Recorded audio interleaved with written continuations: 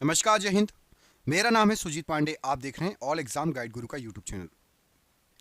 आज के इस वीडियो में हम लेकर आए हैं आपके लिए सामान्य विज्ञान के वो प्रश्न जो बहुत ही ज़्यादा इम्पॉर्टेंट हैं और ये प्रश्न आपके एग्ज़ाम में आ सकते हैं। आप इनकी प्रैक्टिस कर लीजिए। एमसीक्यू फॉर्मेट में है, 4 ऑप्शन रहेंगे। जो सही आंसर है वो आपको हमें कमेंट करके बताना है। आपको बता दें, हमारे चैनल पर जो पहली बार आए हैं, जीके जीएस और साइंस, आपका मतलब history, polity, geography, science, physics, chemistry, biology, computer, विविध, इन सभी के एमसीक्यू मिलते हैं। मोस्टली प्रैक्टिस सेट पेपर लाते हैं और वन लाइनर आते हैं रिवीजन करने के लिए, मतलब क्वेश्चन और सीधे उसका आंसर। तो आप में से जो भी प्रैक्टिस करना चाहता है जीके जीएस की, कम समय में ज़्यादा प्रश्न करना चाहता है, वो हमारे चैनल से जुड़ जाए। अभी सब्सक्राइब कर ले और जो भी नए पुराने लोग हैं मिलकर वीडियो को कर दीजिए लाइक, जिससे ये वीडियो ज़्यादा से ज़्यादा लोगों तक पहुँचे और हम आपको ऐसे ही और अच्छे अच्छे वीडियो लेते आएंगे। ठीक है, करते इस वीडियो को स्टार्ट। पहला प्रश्न देखिए क्या पूछा गया है। पहला प्रश्न पूछा गया है आपसे, ऑक्सीजन से ओजोन बनाने के लिए निम्नलिखित में से किसकी आवश्यकता होती है। ऑक्सीजन से ओजोन बनाने के लिए किसकी आवश्यकता होती है। तो याद रखना, ऑक्सीजन से ओजोन बनाने के लिए पराबैंगनी किरणों की आवश्यकता होती है। ऑप्शन नंबर बी, पराबैंगनी किरणों की। याद रखिएगा कि पराबैंगनी किरणें O2 मतलब ऑक्सीजन के अणुओं को तोड़कर O3 बनाती हैं। पेयजल को शुद्ध करने के लिए निम्न में से किसका उपयोग व्यापक रूप से होता है। पेयजल को, पानी को शुद्ध साफ करने के लिए इनमें से किसका उपयोग व्यापक रूप से होता है। तो यहां पर आपका राइट आंसर हो जाएगा आपका ऑप्शन नंबर ए, क्लोरीन। याद रखिएगा, क्लोरीन का उपयोग पानी में मौजूद जो बैक्टीरिया और अन्य सूक्ष्म जीव, छोटे छोटे जीवों को मारने के लिए व्यापक रूप से किया जाता है। और कचरा नीचे बैठ जाता है। आपने देखा होगा, एक बाल्टी में पानी लीजिए, उसमें क्लोरीन का टुकड़ा गोल गोल घुमा दीजिए या छोड़ दीजिए, पूरा कचरा नीचे बैठ जाएगा, ऊपर आपको साफ जल मिल जाएगा। फोटोग्राफी में फिक्सर के रूप में किसका प्रयोग किया जाता है। फिक्सर के रूप में किसका प्रयोग किया जाता है। तो फोटोग्राफी में फिक्सर के रूप में सोडियम थायोसल्फेट का यूज करते हैं। ऑप्शन नंबर ए, सोडियम थायोसल्फेट। इसे आमतौर पर हाइपो के नाम से भी जाना जाता है, सोडियम थायोसल्फेट को। और इसका उपयोग फोटोग्राफिक फिल्म या पेपर में अप्रकाशित सिल्वर जो है लाइट्स को हटाने के लिए किया जाता है, ताकि छवि स्थायी हो जाए, छवि बिल्कुल छप जाए। ठीक है, इसको क्या और कहते हैं, हाइपो। हाइपो के नाम से भी जाना जाता है, याद रखना। ठीक है, सोडियम थायोसल्फेट को। स्थिर पानी में मिट्टी का तेल डालने पर मच्छर कम होते हैं। ऐसा क्यों हो जाता है। तो पानी में यदि आप मिट्टी का तेल डालो तो मच्छर की जो लार्वा होते हैं, लार्वा के सांस में बाधा आ जाती है, मतलब लार्वा सांस नहीं ले पाते और मच्छर के लार्वा मर जाते हैं, तो मच्छर नहीं पनप पाते। याद रखिएगा, मिट्टी का तेल पानी की सतह पर एक परत बना देता है, जिससे मच्छर के लार्वा को सांस लेने में दिक्कत होती है और वे मर जाते हैं। ओजोन किसे प्रभावित करता है। इनमें से ओजोन इनमें से किसको प्रभावित करता है। तो ओजोन जो है, यहाँ पर आपको जो ऑप्शन दिए गए हैं, पारे तथा चांदी को ओजोन प्रभावित करता है। यहाँ पर आपका ऑप्शन नंबर ए सही आंसर हो जाएगा। याद रखिएगा कि ओजोन परत जो है पारा मतलब मरकरी और चांदी मतलब सिल्वर जैसी धातुओं को प्रभावित करता है, उनकी चमक खो जाती है। ठीक है, ब्रोमीन है इनमें से एक, क्या बताइए ब्रोमीन क्या है। ब्रोमीन क्या है, यहां पर आपको जो ऑप्शन दिए गए हैं, तो ब्रोमीन यहां पर राइट आंसर हो जाएगा ऑप्शन नंबर डी, लाल द्रव है। याद रखना, जो ब्रोमीन है ये हैलोजन तत्व है, जो कमरे के तापमान पर एक लाल भूरे भूरे रंग का वाष्पशील द्रव होता है। कमरे पे नॉर्मल टेम्परेचर पर लाल और भूरे रंग का वाष्पशील द्रव होता है ब्रोमीन, और ब्रोमीन एक हैलोजन तत्व है। भारी जल का रासायनिक नाम क्या है, बताइए भारी जल का रासायनिक नाम। तो भारी जल का रासायनिक नाम यहाँ पर आपको जो ऑप्शन दिए गए हैं, राइट आंसर हो जाएगा deuterium oxide. Option number B पढ़िए, ड्यूटेरियम ऑक्साइड। और इसका जो सूत्र होता है वो भी पूछा जाता है, D2O। ड्यूटेरियम ऑक्साइड भारी जल का सूत्र होता है D2O। निम्नलिखित में से कौन मैग्नीफाइंग ग्लास की भांति प्रयुक्त होता है, बताइए मैग्नीफाइंग ग्लास की भांति इनमें से कौन प्रयुक्त होता है। यहाँ पर आपको जो ऑप्शन दिए गए हैं, राइट आंसर क्या है। तो याद रखिएगा, अभिसारी लेंस, ऑप्शन नंबर सी पढ़िए। अभिसारी लेंस जो है ये मैग्नीफाइंग ग्लास की भांति प्रयोग होता है। और आपको याद रखना है कि एक अभिसारी मतलब उत्तल, अभिसारी लेंस बोल दो या उत्तल लेंस बोल दो, प्रकाश की किरणों को एक बिंदु पर केंद्रित करता है जिससे छोटी वस्तु की बड़ी और आभासी छवि बनती है। समझ में आ गया? प्रकाश के बिंदुओं को जो अभिसारी लेंस रहता है वह एक बिंदु पर केंद्रित करता है जिससे छोटी वस्तुओं की बड़ी और आभासी छवि बनती है। अगला प्रश्न है, यदि प्रकाश के स्रोत से दूरी आधी कर दी जाए तो तीव्रता क्या हो जाएगी? प्रकाश के स्रोत की दूरी यदि आधी हो जाए तो तीव्रता पर क्या असर पड़ेगा? तो आपको बता दें, प्रकाश की तीव्रता दूरी के वर्ग के व्युत्क्रमानुपाती क्रमानुपाती होती है। दूरी के वर्ग के व्युत्क्रमानुपाती होती है। मतलब यदि आप प्रकाश की दूरी को आधा कर दोगे, मतलब आपने उसको 1/2 कर दिया, तो वो 1/2 के व्युत्क्रमानुपाती के वर्ग के बराबर होगा। अब यदि आपको इसको मैथमेटिकल फॉर्म को सॉल्व करोगे तो राइट आंसर हो जाएगा 4 गुनी हो जाएगी। याद रखना, यदि आप प्रकाश के स्रोत की दूरी आधी कर दोगे तो तीव्रता 4 गुनी हो जाएगी। ऑप्शन नंबर डी यहाँ पर राइट आंसर। ठीक है। वर्षा की बूंदें गोलाकार होती हैं, किसके कारण वर्षा की बूंदें गोलाकार? तो याद रखिएगा, यहाँ पर आपको जो ऑप्शन दिए गए हैं ऑप्शन पढ़िए। राइट आंसर हो जाएगा आपका सरफेस टेंशन, मतलब सतही तनाव के कारण। ऑप्शन नंबर ए यहाँ पर राइट आंसर हो जाएगा। पृष्ठ तनाव बोल दीजिए, सरफेस टेंशन बोल दीजिए, सतही तनाव बोल दीजिए। बूंदें पृष्ठ तनाव के कारण न्यूनतम सतह क्षेत्र प्राप्त करने की कोशिश करती हैं और गोलाकार आकार में न्यूनतम सतह क्षेत्र होता है। गोल आकार में न्यूनतम सतह क्षेत्र होता है। ऑप्शन नंबर यहाँ पर ए राइट आंसर है। अगला प्रश्न है कि डिप्थीरिया रोग से प्रभावित इनमें से कौन सा अंग होता है? बताइए, डिप्थीरिया रोग से हमारे शरीर का कौन सा अंग प्रभावित होता है? यहाँ पर आपको जो ऑप्शन दिए गए हैं चारों ऑप्शन राइट आंसर हो जाएगा। डिप्थीरिया रोग से गला प्रभावित होता है। ऑप्शन नंबर बी गला राइट आंसर हो जाएगा। डिप्थीरिया रोग से प्रभावित होता है। आपको बता दें, डिप्थीरिया एक गंभीर जीवाणु संक्रमण है जो गले और नाक के श्लेष्म झिल्ली को प्रभावित करता है। समझ में आया? जीवाणु संक्रमण है ये। विटामिन ए का एक सबसे अच्छा स्रोत बताइए। विटामिन ए का सबसे अच्छा स्रोत बताना है। यहाँ पर आपको जो ऑप्शंस दिए गए हैं आपको याद रखना है, विटामिन ए का सबसे अच्छा स्रोत है गाजर। यहाँ पर जो ऑप्शन दिए गए हैं ऑप्शन नंबर बी, गाजर सबसे अच्छा स्रोत है। याद रखना, गाजर में बीटा कैरोटीन प्रचुर मात्रा में पाया जाता है जिससे शरीर में विटामिन विटामिन ए में परिवर्तित कर लेता है। ठीक है। मानव शरीर के रक्त में अशुद्धियों को छानने का काम जो है छानकर अलग कौन करता है? तो मानव शरीर में जो रक्त में अशुद्धियां घुली होती हैं इसको जो छानने का मुख्य कार्य है, राइट आंसर आप सभी को पता है, किडनी मतलब गुर्दा। ऑप्शन नंबर सी, किडनी या गुर्दा ये काम करता है। रक्त को फिल्टर करके अवशिष्ट और अतिरिक्त तरल पदार्थ को मूत्र के रूप में बाहर निकाल देता है, किडनी का काम है। अगला क्वेश्चन देखो, जिप्सम का रासायनिक सूत्र बताइए। जिप्सम का रासायनिक सूत्र क्या है? तो जिप्सम का रासायनिक सूत्र यहाँ पर आपको जो ऑप्शन दिए गए हैं राइट आंसर हो जाएगा CaSO4 × 2H2O। ऑप्शन नंबर ए पढ़िए, CaSO4 × 2H2O ये जिप्सम का रासायनिक सूत्र है। यहाँ पर आपका ऑप्शन नंबर ए प्रश्न के लिए बिल्कुल सही आंसर हो जाएगा। अगला क्वेश्चन देखिए, एल्यूमिनियम धातु का अयस्क, एल्यूमिनियम धातु का इनमें से क्या अयस्क है? यहाँ पर आपको जो ऑप्शन दिए गए हैं राइट आंसर क्या हो जाएगा? राइट आंसर है आपका बॉक्साइट। ऑप्शन नंबर सी पढ़िए, बॉक्साइट जो है ये एल्यूमिनियम धातु का अयस्क है। Option number C bauxite right answer हो जाएगा। ठीक है। अगला क्वेश्चन, निम्नलिखित में से किसकी भेदन क्षमता सबसे अधिक है? बताइए। यहाँ पर आपको जो किरणें दी गई हैं सबसे भेदन क्षमता किसकी अधिक है? तो यहाँ पर आपको जो किरणें दी गई है सबसे अधिक भेदन क्षमता होती है गामा किरणों की। ऑप्शन नंबर सी, गामा किरणों की भेदन क्षमता सबसे अधिक होती है। याद रखिएगा। ठीक है। जो उन्हें मोटी धातुओं और कंक्रीट से भी गुजारने में सक्षम बनाती है। गामा किरणें मोटी धातुओं और कंक्रीट के आर पार भी चली जाती हैं, सक्षम बनाती हैं। याद रखिएगा। अगला क्वेश्चन देखिए,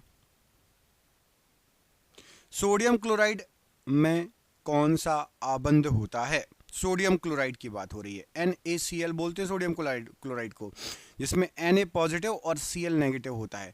तो आपको याद रखना है इसमें होता है विद्युत संयोजी आबंध। Option number B, option number B पढ़िए, NaCl सोडियम क्लोराइड में Na+ और Cl माइनस होता है।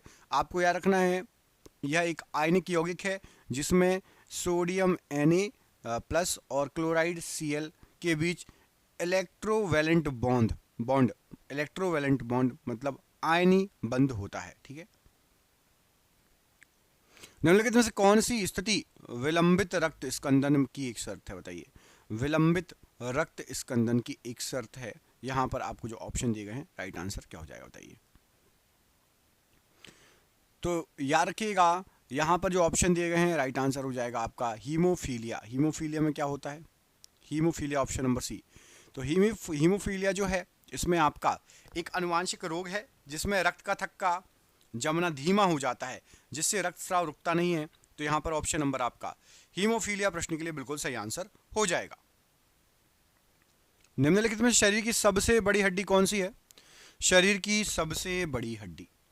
यहां पर आपको जो ऑप्शंस दिए गए हैं राइट आंसर क्या हो जाएगा? तो याद रखना है आपको राइट आंसर हो जाएगा आपका option number B femur. Femur जो है ये आपके शरीर की सबसे बड़ी हड्डी है और ये जांग की हड्डी है। याद रखिएगा सबसे बड़ी और सबसे मजबूत हड्डी होती है फीमर जो कि जांग की हड्डी है। ठीक है। अगला प्रश्न, निम्नलिखित में से कौन विषाणु के द्वारा होने वाली बीमारी बताइए। विषाणु के द्वारा होने वाली बीमारी, यहां पर आपको जो बीमारियां दी गई है राइट आंसर क्या हो जाएगा? तो याद रखना है यहां पर राइट आंसर है आपका option number C polio. Polio option number C, ये वायरस या विषाणु के द्वारा होने वाली बीमारी है। पोलियो एक संक्रामक रोग है जो पोलियो वायरस के कारण होता है, पोलियो नामक वायरस के कारण। अगला प्रश्न, कैंसर अस्थि मज्जा के कौन से भाग को प्रभावित करता है? कैंसर, तो कैंसर जो प्रभावित करता है ये प्रभावित करता है आपका ऑप्शन नंबर बी, यहां पर पढ़िए, ल्यूकेमिया को। कैंसर अस्थि मज्जा के ल्यूकेमिया को प्रभावित करता है। ल्यूकेमिया एक प्रकार का रक्त कैंसर है। ल्यूकेमिया एक प्रकार का रक्त कैंसर है जो अस्थि मज्जा से शुरू होता है और असामान्य श्वेत रक्त कोशिकाओं का उत्पादन करता है। ठीक है। Option number B, leukaemia cancer है जो कि अस्थि मज्जा को प्रभावित करता है। रोशनी के लिए प्रयुक्त साधारण ट्यूबलाइट में क्या होता है? तो रोशनी के लिए प्रयुक्त साधारण ट्यूबलाइट, इसमें आपके दो फिलामेंट होते हैं, फ्लोरोसेंट पदार्थ व पारावाष्प। फ्लोरोसेंट पदार्थ होता है और पारावाष्प। ऑप्शन नंबर यहां पर डी राइट आंसर हो जाएगा। रासायनिक ऊर्जा का विद्युत ऊर्जा में परिवर्तन होता है इनमें से किसके द्वारा? तो रासायनिक ऊर्जा का विद्युत ऊर्जा में परिवर्तन जो होता है वो बैटरी में होता है। बैटरी के अंदर रासायनिक ऊर्जा विद्युत ऊर्जा में बदल जाती है अभिक्रियाओं के द्वारा। ध्वनि तीव्रता की डेसिबल में वह अधिकतम सीमा जिससे ऊपर व्यक्ति सुन नहीं सकता। तो यहां पर आपको जो ऑप्शन दिए गए इसमें से 95 dB माफ कीजिएगा, 95 dB से ऊपर ध्वनि सुनने में असहज हो सकती है। लंबे समय तक संपर्क में रहने पर सुनने की क्षमता को नुकसान पहुंच सकता है 95 dB के ऊपर। कार्बन मोनोऑक्साइड की अभिक्रिया 300 डिग्री सेल्सियस पर H2 से कराने पर क्या बनेगी? तो कार्बन मोनोऑक्साइड की अभिक्रिया 300 डिग्री पर H2 से यदि कराओगे तो इस पहले समझ लीजिए इसमें बनेगी आपकी methane. Option number B methane right answer हो जाएगा। आपको याद रखना कि इस अभिक्रिया को फिशर ट्रॉप्स संश्लेषण कहा जाता है जिसमें कार्बन मोनोऑक्साइड मतलब CO और हाइड्रोजन मतलब H2 मिलकर हाइड्रोकार्बन जैसे मीथेन बनाते हैं। ठीक है, मीथेन। अगला क्वेश्चन, प्लास्टर ऑफ पेरिस के जमने में सम्मिलित होता है इनमें से क्या? तो POP जो जमता है प्लास्टर ऑफ पेरिस, आपने देखा होगा मूर्तियां वगैरह बनती हैं। अन्य हाइड्रेट बनाने के लिए जल योजन होता है, मतलब plaster of Paris CaSO4 into half H2O ये पानी के साथ मिलकर CaSO4 इंटू 2H2O बना देता है। तो अन्य हाइड्रेट बनने के लिए जल योजन होता है सम्मिलित। ऑप्शन नंबर बी यहाँ पर राइट आंसर हो जाएगा, ऑप्शन नंबर बी। हैलोजनों में सर्वाधिक प्रभावशाली ऑक्सीकरणकर्ता बताइए। तो हैलोजनों में सबसे प्रभावशाली ऑक्सीकरणकर्ता यदि आप देखोगे यहाँ पर आपको जो ऑप्शन दिए गए हैं राइट आंसर हो जाएगा आपका fluorine. Option number C fluorine प्रश्न के लिए राइट आंसर हो जाएगा। ये सर्वाधिक प्रभावशाली ऑक्सीकरण करता है। सबसे अधिक इलेक्ट्रोनेगेटिव और सबसे शक्तिशाली ऑक्सीकरण एजेंट है फ्लोरीन। सबसे अधिक इलेक्ट्रोनेगेटिव और सबसे शक्तिशाली ऑक्सीकरण एजेंट। याद रहेगा। निम्नलिखित में से कौन सा अम्ल पेट के जीवाणुओं का नाश करता है, बताइए, पेट के जीवाणुओं का नाश करता है।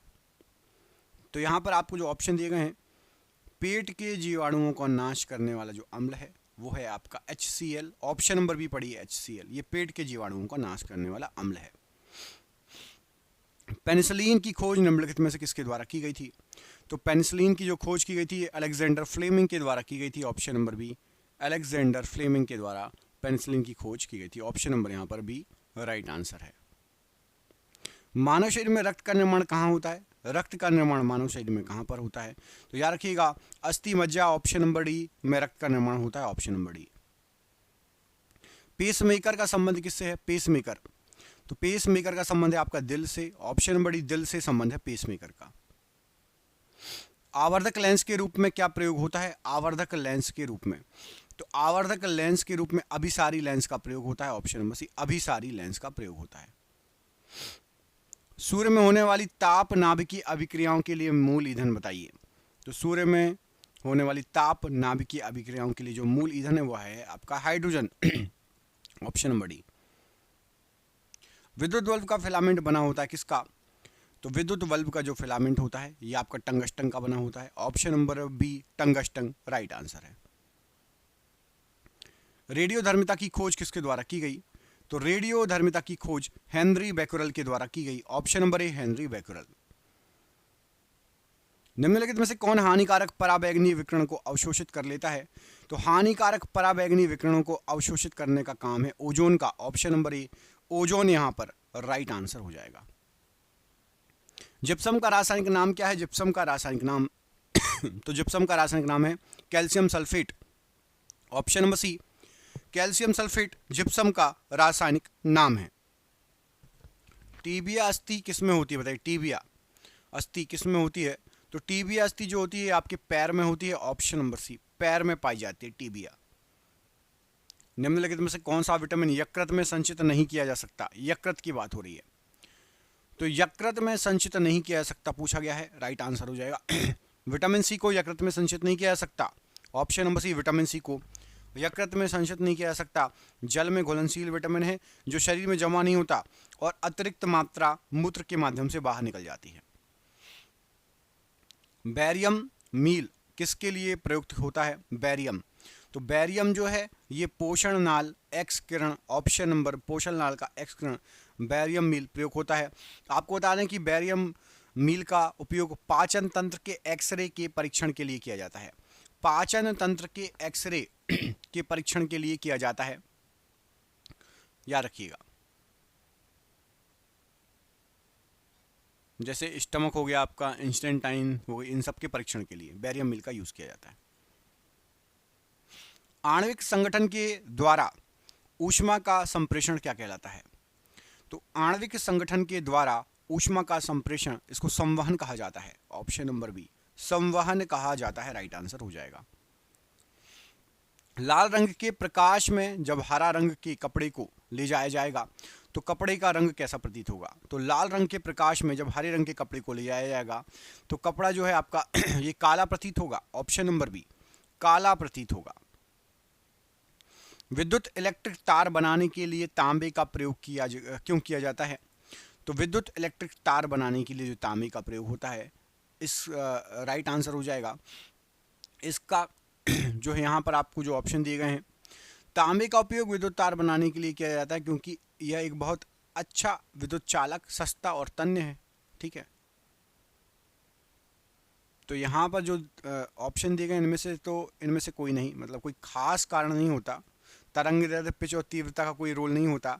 बस आपको ये याद रखना है कि ये एक बहुत अच्छा विद्युत चालक है, सस्ता है और तन्य है। यदि ऐसा आंसर है तो आप लगा सकते हो। तो इसलिए इसका ऑप्शन नंबर डी सही आंसर हो जाएगा कि इनमें से कोई भी चीज़ सही तांबे के लिए पिच, तरंग तीव्रता का कोई रोल ही नहीं रहता। ठीक है, समझ में आ गया। यदि यही ऑप्शन में ये आता कि ये बहुत अच्छा विद्युत चालक है, सस्ता है और तन्य है, तो उसको टिक लगा देना। ठीक है। गोबर गैस प्लांट में कौन सी गैस उत्पन्न होती है? तो गोबर गैस प्लांट में आपकी मीथेन गैस उत्पन्न होती है। Option number C, methane gas उत्पन्न होती है। इलेक्ट्रॉनों की खोज निम्न के द्वारा की गई। इलेक्ट्रॉन तो इलेक्ट्रॉनों की खोज जो की गई थी वो की गई थी थॉमसन, मतलब जे थॉमसन ने 1887 में इलेक्ट्रॉन की खोज की थी। ऑप्शन नंबर सी, थॉमसन या जे थॉमसन ने 1897 में, माफ कीजिए 87 नहीं 97, 1897 में खोज की थी इलेक्ट्रॉन की। साधारण नमक का रासायनिक नाम बताइए। तो साधारण नमक का रासायनिक नाम होता है आपका सोडियम क्लोराइड, और इसका सूत्र होता है NaCl। अभी आपको थोड़ी देर पहले बताया था। Option number B. मानव कोशिका में कितने गुणसूत्र होते हैं? मानव कोशिका में, तो सही उत्तर हो जाएगा कि मानव कोशिका में 46 गुणसूत्र होते हैं। ऑप्शन नंबर सी, 46 गुणसूत्र होते हैं मानव कोशिका में। एक सामान्य मानव में कोशिकाओं की संख्या 23 जोड़ी मतलब टोटल 46 होती है। निम्नलिखित में से कौन सा रोग विषाणु के कारण होता है? तो यहां पर आपको जो ऑप्शन दिए गए इनमें से विषाणु के कारण होने वाला जो रोग है, ऑप्शन में राइट आंसर हो जाएगा चेचक। ऑप्शन नंबर ए, चेचक रोग जो है ये विषाणु कारण होने वाला रोग है। स्मॉल पॉक्स जिसको बोलते हैं, एक गंभीर संक्रामक रोग है जो वेरियोला वायरस के कारण होता है। वेरियोला वायरस के कारण। शरीर में किसकी अधिकता के कारण दिल का दौरा पड़ता है? तो शरीर में, मानव शरीर में यदि आपके शरीर में कोलेस्ट्रॉल की अधिकता होगी तो दिल का दौरा पड़ सकता है। रक्त में कोलेस्ट्रॉल का उच्च स्तर धमनियों को अवरुद्ध कर देता है, जिससे दिल के दौरे पड़ने का खतरा बढ़ जाता है। Option number B, cholesterol. Option number B. दिसंबर 1984 में भोपाल में किस गैस के रिसाव से मृत्यु का तांडव हुआ था? तो याद रखिएगा उस समय रिसाव हुआ था मिथाइल आइसोसाइनेट।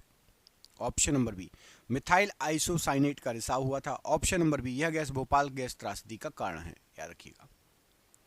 स्टेनलेस स्टील में लोहे के अतिरिक्त निम्न में से क्या होता है? स्टेनलेस स्टील की बात हो रही है। तो स्टेनलेस स्टील में लोहे के अतिरिक्त यदि आप देखोगे तो क्रोमियम और निकल होता है। ऑप्शन नंबर डी, क्रोमियम और निकल ये होता है लोहे के अतिरिक्त। Option number D. पानी की स्थायी कठोरता क्या मिलाकर दूर की जा सकती है? पानी की स्थायी कठोरता, तो पानी की जो स्थायी कठोरता होती है sodium carbonate. Option number C पढ़िए, सोडियम कार्बोनेट को मिलाकर दूर की जा सकती है। सोडियम कार्बोनेट मतलब वॉशिंग सोडा को पानी में मिलाने से कैल्शियम और मैग्नीशियम के लवण अवक्षेपित हो जाते हैं, जिससे पानी की कठोरता दूर हो जाती है। पायरिया मानव के किस अंग का रोग है? पायरिया, जो पायरिया है ये मानव के मसूड़े का रोग है। ऑप्शन नंबर ए पढ़िए, मसूड़े का रोग है पायरिया। याद रखिएगा ऑप्शन नंबर ए, दांतों और मसूड़ों में एक संक्रामक रोग है। रतौंधी किस विटामिन की कमी से होता है? रतौंधी, तो रतौंधी ये विटामिन ए की कमी से होने वाला रोग है। Option number B, vitamin A की कमी से। निम्नलिखित में से कौन सा रोग बैक्टीरिया से होता है? तो बैक्टीरिया से होने वाला रोग, यहां पर आपको जो ऑप्शन दिए गए हैं तपेदिक। ऑप्शन नंबर ए, ये बैक्टीरिया से होने वाला रोग है तपेदिक। ऑप्शन नंबर ए यहां पर राइट आंसर हो जाएगा। जब बंदूक से गोली दागी जाती है तो पीछे की ओर धक्का लगता है, इसका कारण क्या है? तो याद रखना, जब बंदूक से गोली दागी जाती है तो पीछे की ओर धक्का लगने का कारण प्रत्येक क्रिया के बराबर तथा विपरीत प्रतिक्रिया होती है। ऑप्शन नंबर डी, प्रत्येक क्रिया के बराबर तथा विपरीत प्रतिक्रिया होती है, और यह न्यूटन का तीसरा नियम का उदाहरण है। याद रखना यह भी क्वेश्चन पूछा जा सकता है कि ये किस नियम का उदाहरण है? तो ये न्यूटन के तीसरे नियम का उदाहरण है। निम्नलिखित में से कौन सुमेलित नहीं है? बताइए, यहां पर जो दिए गए हैं इनमें से कौन सुमेलित नहीं है? तो यहां पर आपको जो ऑप्शंस दिए गए हैं पूछा गया है कौन सुमेलित नहीं है। तो गैस नियम रॉबर्ट हुक, ये सुमेलित नहीं, गलत दिया है। गति का नियम न्यूटन, सापेक्षता का सिद्धांत आइंस्टीन, अपवर्तन का नियम स्नेल। गैस का नियम रॉबर्ट हुक, ये आपका सुमेलित नहीं है। गैस नियम जैसे बॉयल का नियम ये रॉबर्ट बॉयल ने दिया था, ना कि रॉबर्ट हुक ने। ठीक है, रॉबर्ट बॉयल ने दिया था गैस का नियम। नाभिकीय संलयन को ताप नाभिकीय अभिक्रिया भी क्यों कहा जाता है? तो नाभिकीय संलयन जो है इसको ताप नाभिकीय अभिक्रिया भी कहा जाता है, क्योंकि संलयन के लिए अत्यधिक उच्च तापमान की स्थितियों की आवश्यकता होती है। याद रखना, नाभिकीय संलयन को शुरू करने के लिए बहुत उच्च ताप, लगभग 10 मिलियन डिग्री सेल्सियस, कितना? 10 मिलियन डिग्री सेल्सियस की आवश्यकता होती है। Option number B. ऊनी कपड़े सूती कपड़ों की तुलना में गर्म होते हैं, इसका कारण बताइए। तो ऊनी कपड़े सूती कपड़ों की तुलना में गर्म होते हैं क्योंकि वो ऊष्मा के बेहतर रोधक होते हैं। ऊष्मा के बेहतर रोधक होते हैं। ऊनी कपड़ों में हवा की परतें फंसी रहती हैं जो ऊष्मा को बाहर जाने से रोकती हैं और शरीर को गर्म रखती हैं। अस्थायी चुंबक बने होते हैं किसके? अस्थायी चुंबक। तो जो अस्थायी चुंबक होते हैं ये आपके मृदु लोहे के बने होते हैं। सॉफ्ट आयरन, मृदु लोहे के बने होते हैं अस्थायी चुंबक। निम्नलिखित धातुओं में से कौन सी सबसे कठोर धातु है? यहाँ पर आपको जो धातुएं दी गई हैं इनमें से सबसे कठोर धातु है आपकी platinum. Option number B right answer हो जाएगा। प्लेटिनम सबसे कठोर धातु है।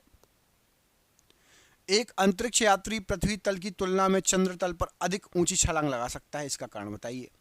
तो आप पृथ्वी तल की अपेक्षा चंद्रमा पर अधिक ऊंचा छलांग लगा पाओगे। इसका जो कारण होता है कि चंद्र तल पर गुरुत्वाकर्षण बल पृथ्वी की तुलना में अत्यल्प है, 1/6 है। मतलब यदि आप यहाँ पर 100 किलो के हो तो वहाँ पे आप 60 किलो के महसूस करोगे, हल्का महसूस करोगे तो ज़्यादा ऊंचा कूद पाओगे। ग्रीष्मकालीन और वहाँ गुरुत्वाकर्षण बल भी 1/6 है तो आपको खींचेगा नहीं आसानी से। ग्रीष्मकालीन में हमें सफ़ेद वस्त्र धारण करने के लिए सलाह क्यों दी जाती है? तो ग्रीष्मकाल में सफ़ेद वस्त्र धारण करने की सलाह दी जाती है क्योंकि सफ़ेद वस्त्र ताप का कम अवशोषण करते हैं। ऑप्शन नंबर सी, सफ़ेद वस्त्र ताप का कम अवशोषण करते हैं। प्रकाश के लिए निम्नलिखित कथनों में से क्या गलत है? कौन सा गलत है? तो प्रकाश की बात हो रही है। प्रकाश के लिए यहाँ पर जो कथन दिए गए हैं वह निर्वात में से नहीं गुजर सकता, ऐसा गलत है। प्रकाश जो है वो निर्वात में से भी गुजर सकता है, तो ये कथन आपका गलत दिया गया है। प्रकाश निर्वात में से भी गुजर सकता है। एक फ्यूज के तार का उपयोग किसके लिए होता है? तो एक जो फ्यूज का तार होता है, यहाँ पर आपको जो ऑप्शन दिए गए हैं आप पढ़ लीजिए। राइट आंसर हो जाएगा यहाँ पर आपका ऑप्शन नंबर बी। अत्यधिक धारा प्रवाह के समय विद्युत परिपथ को तोड़ने के लिए। ऑप्शन नंबर आपका बी राइट आंसर है। अत्यधिक धारा प्रवाह के समय विद्युत परिपथ को तोड़ने के लिए। निम्नलिखित में से कौन सा तत्व सबसे अधिक अभिक्रियाशील है? बताइए। सबसे अधिक अभिक्रियाशील तत्व बताना है। यहाँ पर आपको जो ऑप्शन दिए हैं राइट आंसर क्या है? तो यहाँ पर आपको जो ऑप्शन दिए गए हैं याद रखना है कि हैलोजन समूहों में सबसे ज़्यादा अभिक्रियाशील तत्व होता है आपका फ्लोरीन। ऑप्शन नंबर ए पढ़िए, फ्लोरीन सबसे अधिक अभिक्रियाशील तत्व है। सोडा वाटर बनाने के लिए प्रयोग होने वाली गैस इनमें से कौन सी है? सोडा वाटर बनाने के लिए, तो सोडा वाटर बनाने के लिए जो गैस प्रयोग होती है यहाँ पर आपको जो ऑप्शन दिए गए हैं CO2 carbon dioxide gas. Option number B यहाँ पर CO2 गैस राइट आंसर है।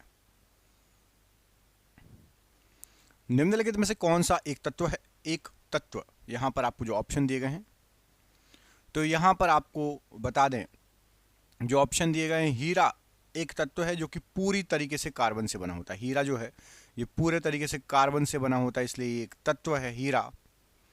बाकी जो है ये तत्व नहीं है। माणिक, नीलम, पन्ना मिश्रित खनिज कहलाते हैं। हीरा पूरे तरीके से कार्बन से बना होता है। मानव द्वारा निर्मित प्रथम संश्लिष्ट रेशा इनमें से कौन सा था? मानव के द्वारा निर्मित सबसे पहला संश्लिष्ट रेशा, तो यहाँ पर आपको जो ऑप्शन दिए गए हैं राइट आंसर हो जाएगा। मानव के द्वारा सबसे पहला संश्लिष्ट रेशा था nylon. Option number A, nylon मानव द्वारा निर्मित प्रथम संश्लिष्ट पूरी तरह से सिंथेटिक रेशा था और यह 1935 में बनाया गया था। याद रखना 1935 में बनाया गया था। पूरी तरीके से सिंथेटिक रेशा है नायलॉन। पानी से ऊपर तक भरे एक मग में पानी के सतह पर बर्फ का टुकड़ा तैर रहा है। जब बर्फ का टुकड़ा पिघलेगा तो पानी के स्तर पर क्या प्रभाव पड़ेगा? तो याद रखना है आपको, यहाँ पर आपको जो ऑप्शन दिए गए हैं, ग्लास में एक बर्फ का टुकड़ा डाल दो और बर्फ का टुकड़ा जब पिघलेगा तो पानी का स्तर अपरिवर्तित रहेगा। जब बर्फ का टुकड़ा पिघलता है तो यह अपने आयतन के बराबर पानी बनाता है। चूँकि बर्फ का टुकड़ा पहले से ही अपने वजन के बराबर पानी को हटा चुका रहता है, इसलिए पानी का स्तर अपरिवर्तित रहेगा, या रखिएगा। निम्नलिखित में से कौन कार्बोहाइड्रेट नहीं देता? कार्बोहाइड्रेट नहीं देता। यहाँ पर आपको जो ऑप्शन दिए गए हैं याद रखिएगा। मछली ये मुख्य तौर पर जो है आप प्रोटीन से और वसा का स्रोत है, कार्बोहाइड्रेट नहीं देती मुख्य तौर पर। लेकिन पालक, मक्खन और चीज़ में कार्बोहाइड्रेट होता है। हालांकि मछली में भी रहता है कार्बोहाइड्रेट, लेकिन नगण्य, मतलब ना के बराबर। ठीक है। मनुष्य का सामान्य तापक्रम लगभग कितना होता है? तो मनुष्य का सामान्य तापक्रम फ़ारेनहाइट में और सेल्सियस में दोनों ऑप्शन दिए गए हैं। यहाँ पर राइट आंसर हो जाएगा आपका 98 डिग्री फ़ारेनहाइट। मनुष्य का सामान्य तापक्रम 98.6 डिग्री फ़ारेनहाइट लगभग 37 डिग्री सेल्सियस होता है। तो आसपास यहाँ पर ऑप्शन नंबर ए राइट आंसर है। 98.6 डिग्री फ़ारेनहाइट मतलब लगभग 37 डिग्री सेल्सियस हमारा सामान्य तापक्रम होता है।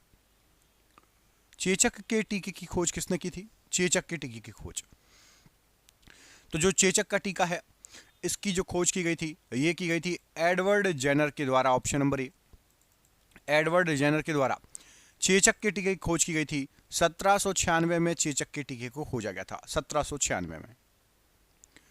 एड्स रोग फैलता है इनमें से कैसे?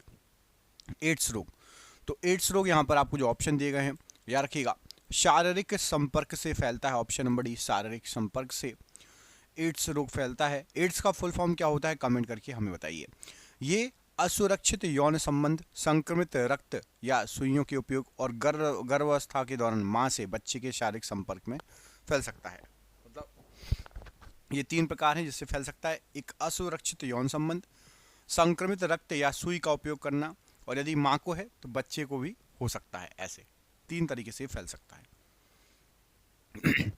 आयरिस का क्या काम होता है? आयरिस, तो आयरिस जो होता है ये आंख में जाने वाले प्रकाश की मात्रा को नियंत्रित करना आयरिस का काम होता है। ऑप्शन नंबर ए, आंख में जाने वाले प्रकाश की मात्रा को नियंत्रित करना।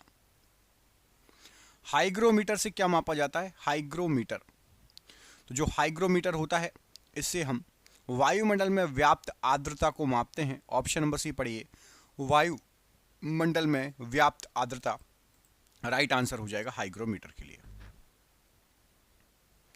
जूल इकाई है इनमें से किसकी? जूल इनमें से किसकी इकाई है? तो जूल जो है ये आपकी ऊर्जा की इकाई है। ऑप्शन नंबर ए, ऊर्जा की इकाई है जूल। ऑप्शन नंबर ए यहां पर राइट आंसर है। ठीक है, ऊर्जा, जूल ऊर्जा की इकाई है, और जो है कार्य और ऊष्मा की भी इकाई है। जूल कार्य और ऊष्मा की भी इकाई है। ठीक है। किसी द्रव्य को उसके क्वथनांक से पूर्व उसके वाष्प में बदलने की प्रक्रिया को क्या कहते हैं? तो द्रव्य क्वथनांक के पहले ही वाष्प में बदल जाए उसकी प्रक्रिया को हम बोलते हैं वाष्पीकरण की प्रक्रिया। ऑप्शन नंबर ए, वाष्पीकरण की प्रक्रिया। चुंबकीय कंपास की सुई किस ओर इंगित करती है? तो जो चुंबकीय कंपास की सुई होती है ये हमेशा उत्तर, चुंबकीय उत्तर और चुंबकीय दक्षिण की ओर इंगित करेगी। ऑप्शन नंबर सी, चुंबकीय उत्तर, चुंबकीय दक्षिण। एलिसा परीक्षण किसके लिए निर्देशित किया जाता है? तो एलिसा टेस्ट या एलिसा परीक्षण ये आपका एड्स के लिए किया जाता है। ऑप्शन नंबर ए, एड्स के लिए एलिसा टेस्ट किया जाता है, राइट आंसर हो जाएगा। मुख्य रूप से कौन सी वाहिकाएं हमारे शरीर के विभिन्न भागों से हृदय तक रक्त का वहन करती हैं? तो शरीर के विभिन्न भागों से हृदय तक जो रक्त का वहन करती हैं वो करती हैं शिराएं। ऑप्शन नंबर ए, शिराएं शरीर के जो है मुख्य रूप से शरीर के विभिन्न भागों से हृदय तक अशुद्ध रक्त का वहन करती हैं, जबकि धमनियां हृदय से शरीर के बाकी हिस्सों तक शुद्ध रक्त का वहन करती हैं। प्रकाश संश्लेषण में हरे पौधों द्वारा कौन सी गैस छोड़ी जाती है? तो प्रकाश संश्लेषण में हरे पौधों के द्वारा छोड़ी जाती है ऑक्सीजन गैस। ऑप्शन नंबर ए, ऑक्सीजन गैस राइट आंसर है। साबुन के साथ तत्परता के साथ झाग ना बनाने वाला जल, तो साबुन के साथ तत्परता के साथ झाग ना बनाने वाला जल है कठोर जल। ऑप्शन नंबर डी, कठोर जल राइट आंसर हो जाएगा। कास्टिक सोडा का रासायनिक सूत्र बताइए। कास्टिक सोडा का रासायनिक सूत्र, तो कास्टिक सोडा का रासायनिक सूत्र होता है NaOH। ऑप्शन नंबर ए पढ़िए, NaOH। कास्टिक सोडा का रासायनिक सूत्र होता है सोडियम हाइड्रोक्साइड, NaOH। नाभिकीय क्रियाओं में किसका उपयोग ईंधन के रूप में होता है? तो नाभिकीय क्रियाओं में ईंधन के रूप में हम यूज करते हैं, यहां पर जो ऑप्शन दिए गए हैं यूरेनियम का। ऑप्शन नंबर ए, यूरेनियम का यूज करते हैं नाभिकीय क्रियाओं में ईंधन के तौर पर। याद रखना है जैसे नाभिकीय रिएक्टर हो गया, इन सभी में यूरेनियम का यूज किया जाता है। इनमें से किसका अपघटन मानव में अल्जाइमर रोग का अभिलक्षण है? किसका अपघटन? तो अल्जाइमर रोग जो है होता है ये मस्तिष्क कोशिका का अपघटन, ऑप्शन नंबर सी पढ़िए, मस्तिष्क कोशिका का जो अपघटन होता है ये अल्जाइमर रोग का मुख्य लक्षण है। इसमें याददाश्त और संज्ञानात्मक क्षमताओं में कमी आ जाती है। निम्नलिखित में से कौन सबसे बड़ा जीवित स्तनपायी है? सबसे बड़ा जीवित स्तनपायी, तो याद रखना दुनिया का सबसे बड़ा जीवित स्तनपायी आपका नीली व्हेल, यहाँ पर टाइपिंग मिस्टेक है, सही कर लेना, नीली व्हेल, ऑप्शन नंबर यहाँ पर आपका डी राइट आंसर हो जाएगा। डायबिटीज बीमारी शरीर के किस अंग को प्रभावित करती है? वह कौन सा अंग है? तो डायबिटीज बीमारी हमारे शरीर में, ऑप्शन पढ़ लिए होंगे आपने, राइट आंसर हो जाएगा पैंक्रियाज, मतलब अग्नाशय। डायबिटीज बीमारी शरीर के अग्नाशय अंग को प्रभावित करती है क्योंकि यह इंसुलिन हार्मोन का उत्पाद करता है जो रक्त शर्करा को नियंत्रित करता है। ऑप्शन नंबर ए राइट आंसर हो जाएगा। ऑक्सीजन की खोज किसके द्वारा की गई थी? ऑक्सीजन की खोज किसने की? तो जो ऑक्सीजन है इसकी जो खोज की गई थी ये की गई थी आपकी प्रिस्टले के द्वारा। ऑप्शन नंबर सी पढ़िए, प्रिस्टले। याद रखिएगा ऑक्सीजन की खोज प्रिस्टले ने की थी। पूरा नाम था जोसेफ प्रिस्टले और 1774 में इन्होंने ऑक्सीजन की खोज की थी। गैमेट की शुद्धता के नियम का प्रतिपादन किया था किसने? गैमेट की शुद्धता के नियम का, तो गैमेट की शुद्धता के नियम का प्रतिपादन किया था मेंडल ने। ऑप्शन नंबर बी, मेंडल ने गैमेट की शुद्धता के नियम का प्रतिपादन किया था। एक बार किसके बराबर होता है? कितने पास्कल के बराबर होता है एक बार? तो एक बार में होता है आपका, यहां पर टाइपिंग मिस्टेक है, रुक जाइए सही कर देता हूं, लीजिए सही हो गया, 10 के ऊपर 5 की घात पास्कल। ऑप्शन नंबर सी पढ़ो, ऑप्शन नंबर सी, एक बार बराबर 10 के ऊपर 5 की घात पास्कल राइट आंसर है। किसी सरल लोलक की लंबाई 4% बढ़ा दी जाए, आवर्तकाल पर क्या प्रभाव पड़ेगा? तो सरल लोलक की लंबाई यदि आप जो है 4% बढ़ा देंगे, आवर्तकाल बढ़ जाएगा 2%। ऑप्शन नंबर बी, आवर्तकाल 2% बढ़ जाएगा। इसका फॉर्मूला होता है T बराबर 2π√L/g, याद रखिएगा। प्रकाश में ध्रुवण की घटना से यह सिद्ध होता है कि प्रकाश तरंगें कैसी हैं? तो प्रकाश की ध्रुवण की घटना से यह सिद्ध होता है कि प्रकाश की तरंगें अनुप्रस्थ तरंगें हैं। ऑप्शन नंबर सी, अनुप्रस्थ तरंगें हैं प्रकाश की तरंगें। चिमनी से निकलने वाले धुएं में उपस्थित उड़न राख की मात्रा को कम कैसे करते हैं? तो चिमनी से जो धुआं निकलता है उसमें जो राख उड़ती है उसकी मात्रा को कम करने के लिए विद्युतीय अवक्षेपण द्वारा ये कम होता है। ऑप्शन नंबर ए, विद्युतीय अवक्षेपण के द्वारा जो राख निकलती है उसको हम कम करते हैं। ठीक है, ऑप्शन नंबर यहां पर आपका ए राइट आंसर हो जाएगा।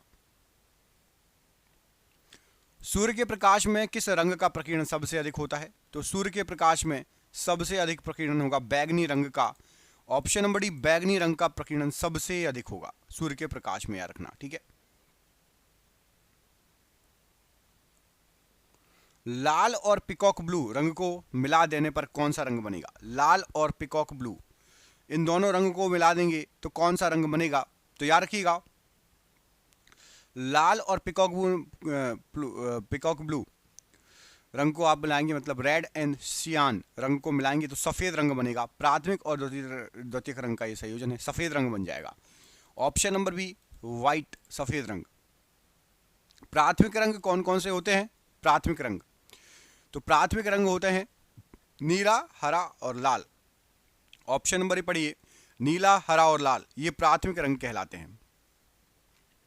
निम्नलिखित में से कौन सी गैस का सर्वोच्च ऊष्मांक है? सर्वोच्च ऊष्मांक इनमें से किस गैस का है? तो सर्वोच्च ऊष्मांक है आपका हाइड्रोजन गैस का। Option number C, hydrogen gas का। निम्नलिखित में से कौन सा मिश्रण नहीं है? बताइए, इनमें से कौन सा एक मिश्रण नहीं है? यहां पर आपको जो ऑप्शन दिए गए हैं, तो यहां पर आपको जो ऑप्शन दिए गए हैं ऊपर के तीनों मिश्रण है।